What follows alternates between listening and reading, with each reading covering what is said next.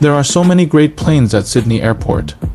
The A380 aside, there are so many A350 that I've lost count. If you're flying out of Sydney Airport, arriving early to enjoy some plane spotting is a treat in itself. Hello everyone, welcome back to my channel. Today I'll be departing from Sydney Airport on a China Eastern Airlines flight operated by their Jiangsu branch to head back to China. Sydney Airport isn't particularly large, but it has the advantage of being quite close to the city centre, with the T8 railway line getting you there quickly.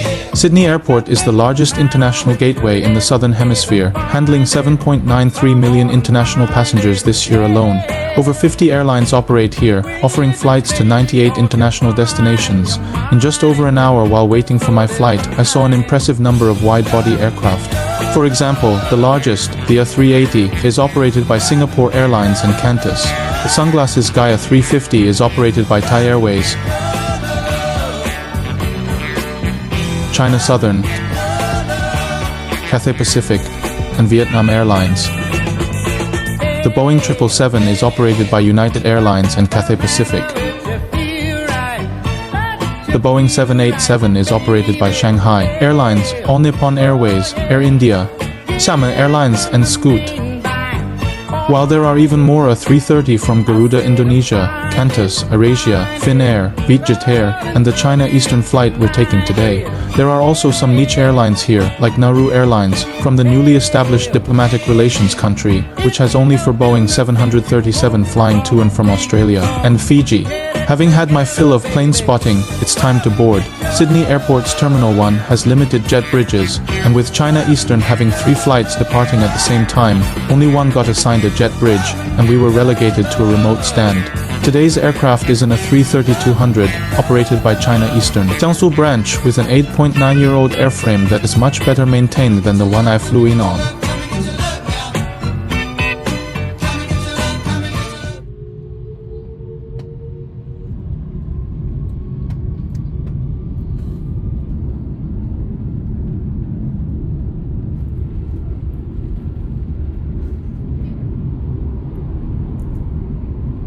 Due to the recent continuous rain in Sydney, the entire city was covered with thick clouds, so after takeoff we quickly disappeared into the clouds, with nothing visible below.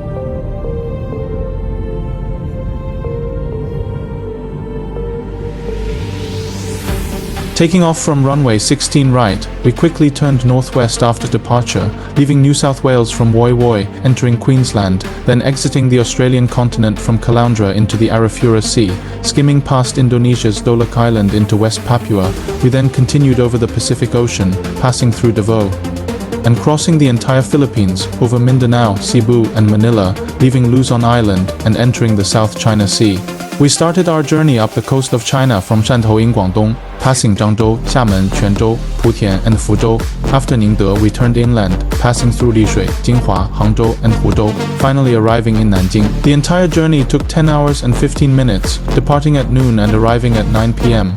Since it was all during the afternoon and evening, everyone stayed awake, making the 10-hour flight quite bearable, especially with Wi-Fi available throughout the flight. The Wi-Fi is also reasonably priced, costing just over 200 RMB for the entire journey, which is more than enough for messaging or writing documents. After lunch, everyone fell asleep, so let's talk about the ticket price for this trip. I got this during a big promotion during the Chinese New Year, with a round-trip ticket including taxes costing only 2,600 RMB. Doesn't that sound incredibly cheap? No wonder Qantas is exiting the Chinese mainland market. It's impossible to compete with Chinese airlines with local government subsidies. However, I read in the news recently that the Civil Aviation Administration plans to reduce local government subsidies in the future, so I'm not sure how many more of these super cheap tickets we'll see. After crossing the Philippines, the cabin crew served dinner. After dinner, we re-entered Chinese airspace and it was time to get ready for landing. In conclusion, this flight from Sydney to Nanjing was quite good. First, the timing is excellent, departing at noon and arriving the same night, so there is no need to endure a sleepless night on the plane, which is great for economy class passengers.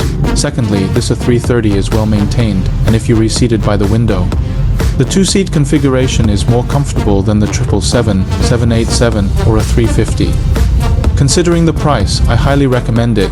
In the next episode, we'll be flying from Beijing Daxing to Osaka Kansai with Juneo Airlines, so make sure to subscribe.